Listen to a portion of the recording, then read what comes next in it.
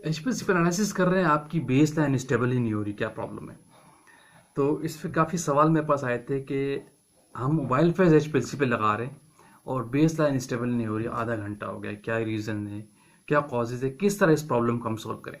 तो आज की वीडियो का फोकस यही है कि ये देखते हैं कि अनस्टेबल बेस लाइन जो है इसके पीछे क्या कॉजेज़ होते हैं और किस तरह आप इस प्रॉब्लम को सोल्व कर सकते हैं, वो डिस्कस करेंगे।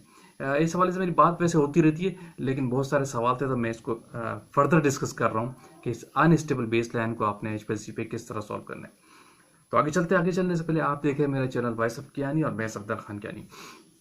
देखिए friend, unstable base line acceptable नहीं है। उसकी वजह यह है कि अगर बेस लाइन आपकी अनस्टेबल है तो आप अपनी पीक को आइडियली आइडेंटिफाइड नहीं कर पाते, तो जिससे आपकी एनालिसिस एक्यूरेट वे पे नहीं जा रही होती। इसीलिए रिकमेंडेड ये है कि आपकी बेस लाइन का स्टेबल होना नेसेसरी है। अब अनस्टेबल बेस लाइन है तो उसके पीछे कॉजेज बहुत सारे हैं। नंबर 1 कॉजेज है आपके सॉल्वेंट्स जो आप यूज़ करें, इसमें आपका मोबाइल फेज है प्रायोरिटी पे। नंबर 2 आपका कॉलम। नंबर 3 आपका सिस्टम इटसेल्फ भी है। अब इन प्रॉब्लम में वजह क्या है? कॉलम क्या है? अगर आपका मोबाइल फेस जो है वो कंटामिनेटेड है तो बेस लाइन स्टेबल होने में टाइम लगेगा, स्टेबल नहीं होगी। आपका कॉलम वॉश नहीं है तो आपकी डेफिनेटली बेस लाइन स्टेबल होने के चांसेस है ही नहीं। और दूसरा, अगर आपके सिस्टम एयर है तो भी आपकी बेस अनस्टेबल रहेगी। और लैंप के आर्स पर डिपेंड करते हैं, जो सिग्नल्स होते हैं, सेंसिटिविटी होती है डिटेक्टर की, वो भी बहुत बड़ा रोल अदा करती है। तो अभी हम बात करते हैं कि आपने इस प्रॉब्लम को सॉल्व कैसे करना है। नंबर, अब स्टेप्स आप देख लीजिएगा कौन कौन से स्टेप्स होते हैं। सबसे पहले आप अपने सॉल्वेंट्स को फ्रेश प्रिपेयर कर लें। सबसे पहला, हो सकता है आपके सॉल्वेंट्स पे कोई फंगल ग्रोथ हो गई हो, कोई कंटामिनेंट्स हो, तो आपकी बेस लाइन स्टेबल नहीं होगी। आपका मोबाइल फेज है तो आप उसको फ्रेशली प्रिपेयर्ड करके, ठीक है, फ्रेशली प्रिपेयर्ड करके उसको आप अगेन फिल्टर कर ले 0.22 माइक्रोन के फिल्टर पेपर से और उसको डिगेस करके रख ले। सबसे पहला स्टेप ये। दूसरा, अब आप अपने कॉलम को वॉशिंग पे लाएं। ये शो करता है कि आपका कॉलम ठीक तरीके से वॉश नहीं, अगर आप उसका रिकॉर्ड चेक करते हैं तो इसके लिए कंडीशन ये है कि आप freshly distilled water again filter कर ले। पुराना वाटर यूज नहीं करना आपने। 0.2 से फिल्टर करके डीगेस कर ले। सॉल्वेंट्स जो आपके सारे, चाहे डिस्टिल्ड वाटर हो या मोबाइल फेस हो, डीगेस होना, फिल्टर होना बहुत जरूरी है। अब आप रेमेडी ये रखे, स्टेप्स ये रखे। सबसे पहले आपने कॉलम को इन्वर्ट कर ले, रिवर्स बैक वॉश करें और आउटलेट से डिटेक्ट करते हैं, इनलेट से आपका लगाओ, डिटेक्टर वाली साइड से आप कॉलम को हटा दें।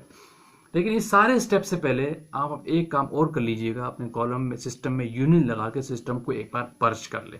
फिर इसके बाद ये वाले स्टेप पे आना। पर्च करने से भी कहीं डिगेसिंग हो, एयर हो, वो भी रिमूव हो जाती है, वो भी बहुत बड़ा रोल अदा करती है आपके कॉलम की, आपके सिस्टम की बेस लाइन पे। तो बात होती कॉलम की, तो आपने कॉलम को रिवर्स फ्लैश बैक वॉश करना है डिटेक्टर से हटा के। पहले आप अपने कॉलम को, अब जो तरतीब रखनी है आपने सॉल्वेंट की, डिस्टिल्ड वाटर से वॉश करें 60 मिनट्स तक।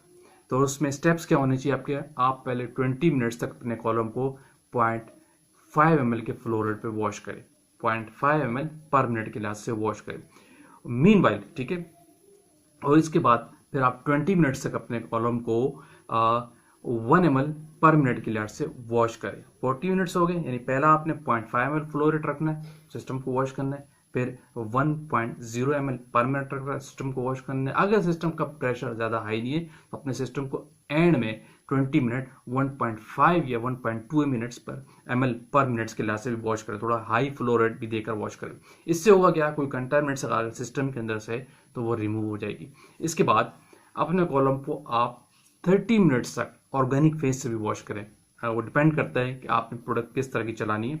मेथनॉल हो सकता है प्योर, ठीक है, ये आपका एसिटोनाइट्राइल भी हो सकता है। उससे भी 30 मिनट्स तक ग्रेजुअली 0.5 ml के फ्लोराइड से वॉश करें, इट्स अ बेस्ट। इसके बाद अपने कॉलम को आप दोबारा सिस्टम से कनेक्ट करके और अपने मोबाइल फेस को उसके साथ कनेक्ट करें। अब करना क्या, आपने मोबाइल फेस के लिए, स्टेबिलिटी के लिए आप ये करना है कि मोबाइल फेस को भी, जो फ्लोराइड का केस है ना, बड़ा इंपॉर्टेंट है। फ्लोराइड की जो ग्रेजुअली रेट इंक्रीज करना है वो नेसेसरी है, वेरी इंपॉर्टेंट है। उसी से आपकी बेस लाइन स्टेबल होती है। जब आप मोबाइल फेस कनेक्ट कर दें तो फिर शुरू में इनिशियली आप अपने मोबाइल फेस के साथ फ्लोराइड 0.2 ml पर मिनट रखें। 10 मिनट तक चलाएं सिस्टम को, 15 मिनट तक चलाएं, ठीक है, ग्रेजुअली, क्योंकि टाइम तो अब लगेगा आपको बेस लाइन स्टेबल करने में, क्योंकि हो सकता है आपके सॉल्वेंट्स कंटामिनेट हो सकता है आपका कॉलम कंटामिनेटेड हो सकता है आपके सिस्टम में एयर हो जो आप यूज कर रहे हैं। ऐसा प्रॉब्लम फेस कर सकते हो। डिपेंड करता है اور یہ بہت سم ٹائم کمپاؤنڈ پہ بھی ڈیپینڈ کرتا ہے کہ آپ موبائل فیس کی کمپوزیشن کیا ہے. کچھ کمپاؤنڈ ایسے ہوتے ہیں ان کی کمپوزیشن اس طرح ہوتی ہے کہ وہ بہت ٹائم لیتی ہے اسٹیبل ہونے کے لیے. جیسے میں ایگزامپل کوڈ کرتا ہوں, کلیرتھومائسین ایک کمپاؤنڈ ہوتا ہے, اس کا موبائل فیس ایسا ٹپیکل ہوتا ہے کہ وہ اسٹیبل ہونے میں بہت ٹائم لگتا ہے. لیکن اس کے پیچھے ریزن بہت سارے, موبائل فیس بھی ہے, کالم ہی ہے اور سسٹم بھی ہے. اب آپ موبائل فیس سے آپ کنیکٹ کرنے کے بعد جو آپ نے اسٹیپس رکھنے ہیں 0.2 ml پر منٹ کے واسطے فلو ریٹ رکھنا ہے, اور سسٹم کو تھوڑا ٹیمپریچر بھی دے, کالم کو ٹیمپریچر بھی دے. اگر آپ ایمبینٹ پہ کام کر رہے تھے تو اس کو آپ 30 ڈگری پہ لے کے آئیں, 25 ڈگری تھا تو آپ 30 ڈگری پہ سسٹم کو لے آئیں. اس سے بھی بیس لائن اسٹیبل میں بہت بڑا امپیکٹ پڑتا ہے. شروع میں 0.2 ml پر منٹ رکھیں, اس کے بعد پھر 0.5 ml پر منٹ رکھے, پھر 0.8 ml پر منٹ رکھے, گریجولی 10 منٹ چلائے, 15 منٹ چلائے ہر فلو ریٹ پہ, اور پھر اپنا آپ کا جو ریکوائرڈ ایم ایل ہے اس پہ لے کے. اگر ریکوائرڈ ایم ایل ہی 0.5 ml تھا تو نو پرابلم, پھر آپ 0.5 ml پہ چلا لیں. اگر ریکوائرڈ ایم ایل آپ کا 1 ml پر منٹ تھا پھر آپ اس پہ لے کے گریجولی. اس طریقے سے اگر آپ گریجولی فلو ریٹ انکریز کرتے ہیں اور سسٹمس کو کنڈیشنز پرووائڈ کرتے ہیں تو آپ کی جو موبائل فیس کی بیس لائن ہے ایزیلی اسٹیبل ہو جائے گی. اگر آپ یہ پرابلم دیکھا بیس لائن اسٹیبل نہیں ہو رہی ہے تو اس کو سولو کرنے میں آپ کو 2 گھنٹے لگ جائیں گے. جو میں نے آپ کو اسٹیپ بتائیں ان سارے پروسیس میں آپ کو 2 گھنٹے کم سے کم ریکوائرڈ ہے. ہوپفلی کسی بھی جگہ پہ جب انسٹیبل بیس لائن کا پرابلم آتا ہے تو انہی اسٹیپس کو فالو کیا جاتا ہے, اسی اسٹریٹجی کو اپلائی کیا جاتا ہے, جس سے آپ کی بیس لائن بہت آسانی سے اسٹیبل ہو جاتی ہے. ویڈیو کا بینڈ کرتے ہیں. ہوپفلی ویڈیو آپ نے لائک کی ہوگی, اور جو لوگ چینل پہ نیو ہے اگین کہوں گا چینل کو لازمی سبسکرائب کیجیے, شیئر کیجیے, کمنٹس کیجیے. کوئی بھی کیوریز ہے آپ اپنلی پوچھ سکتے ہیں. آئیں گے کسی اور ٹیکنیکل بات کے ساتھ. Thank you for watching. اللہ حافظ.